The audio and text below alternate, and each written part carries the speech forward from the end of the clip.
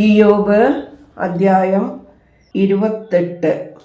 വെള്ളിക്ക് ഒരു ഉത്ഭവസ്ഥാനവും സ്വർണം ശുദ്ധി ചെയ്യുവാൻ ഒരു സ്ഥലവുമുണ്ട്. ഇരുമ്പ് മണ്ണിൽ നിന്നെടുക്കുന്നു, കല്ലു തൂക്കി ചെമ്പെടുക്കുന്നു, കല്ലുരുക്കി ചെമ്പെടുക്കുന്നു.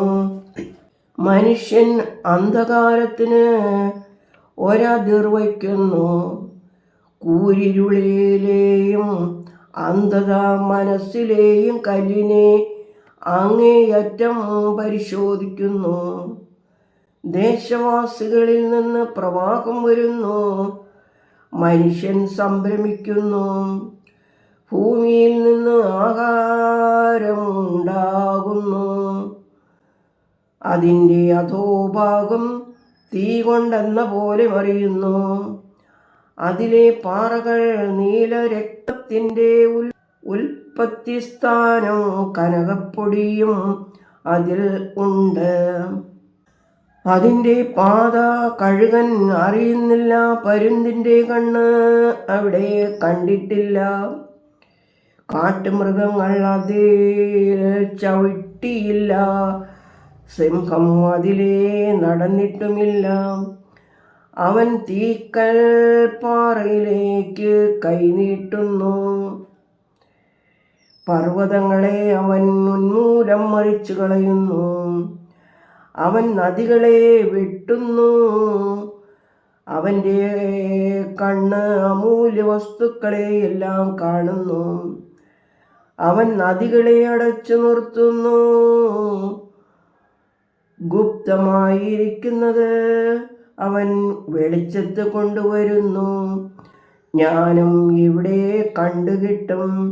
വിവേകത്തിൻ്റെ ഉത്ഭവസ്ഥാനം എവിടെ? അതിൻ്റെ ഭണ്ഡാരം മനുഷ്യൻ അറിയുന്നില്ല. ജീവനുള്ളവരുടെ ദേശത്തല്ലാതെ അതിനെ കണ്ടെത്തുന്നില്ല.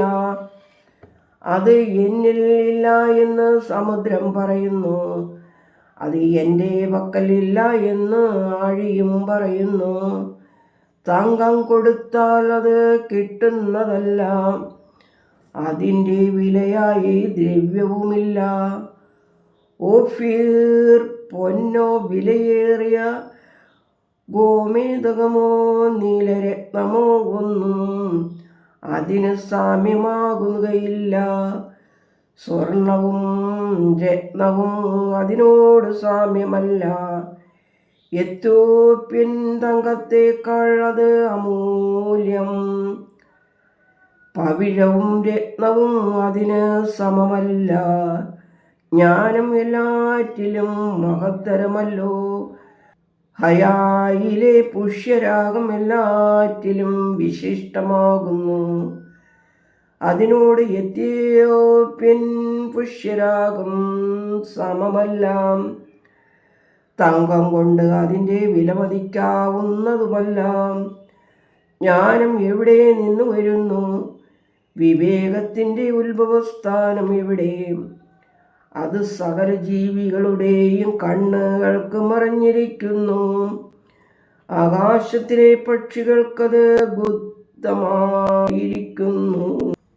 ഞങ്ങളുടെ ചെവി കൊണ്ട് അതിൻ്റെ ചെവി കേട്ടിട്ടുണ്ട് എന്ന് നാശവും മരണവും പറയുന്നു.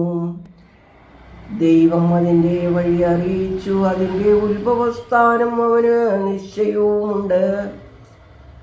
അവൻ ഭൂമിയിലുള്ളവയെല്ലാം നോക്കുന്നു, ആകാശത്തിൻ്റെ കീഴിലെല്ലാം കാണുന്നു. അവൻ കാറ്റിനെ തൂക്കി നോക്കുകയും വെള്ളത്തിൻ്റെ അളവ് നിശ്ചയിക്കുകയും ചെയ്യുന്നു. അവൻ മഴയ്ക്ക് ഒരു നിയമവും ഇടിമിന്നലിന് ഒരു വഴിയും ഉണ്ടാക്കി. അവനത് കണ്ടു വർണ്ണിക്കുകയും അത് സ്ഥാപിച്ചു പരിശോധിക്കുകയും ചെയ്തു. ദൈവശക്തിയാണ് ജ്ഞാനം, തിന്മ വിട്ടകന്നു നടക്കുന്നതാണ് വിവേകം എന്ന് അവൻ മനുഷ്യനോട് അരുളി ചെയ്തു. ദൈവമേ സ്തുതി, നിനക്ക് യോഗ്യമാകുന്നു. പാർക്കുമോ